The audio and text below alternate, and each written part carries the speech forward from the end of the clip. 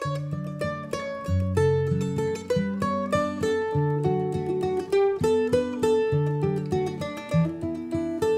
great, the rich, and the poor.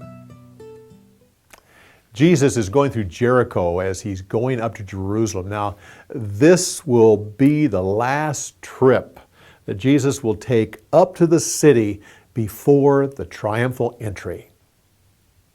He's taken this way many times.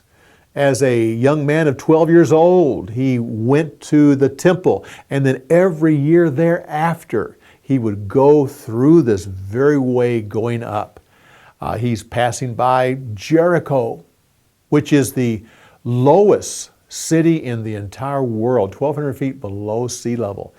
As far as people can figure, it's also the oldest city in the entire world.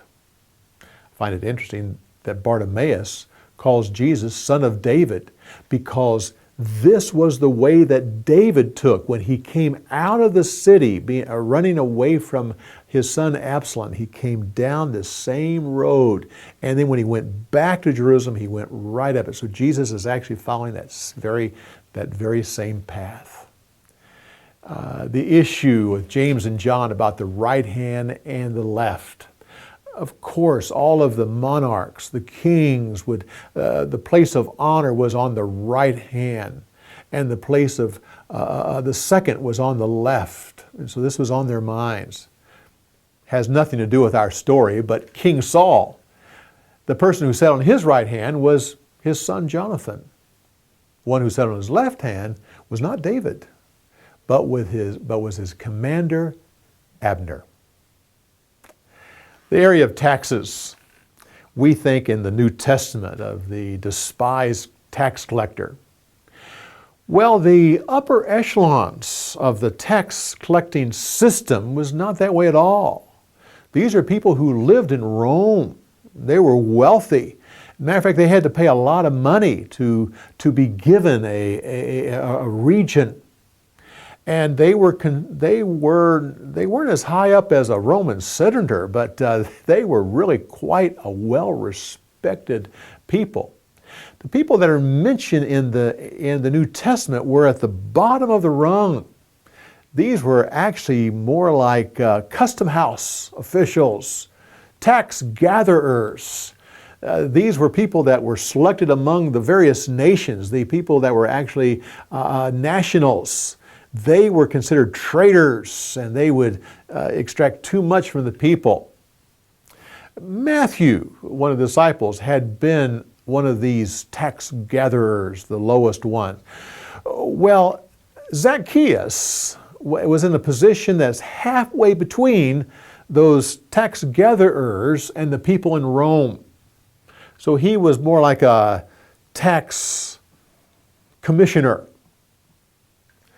They would collect tax from people who lived in the area, tax on what people bought or what people sold, even tax on the fish that people would catch. But they positioned themselves at major highways, bridges,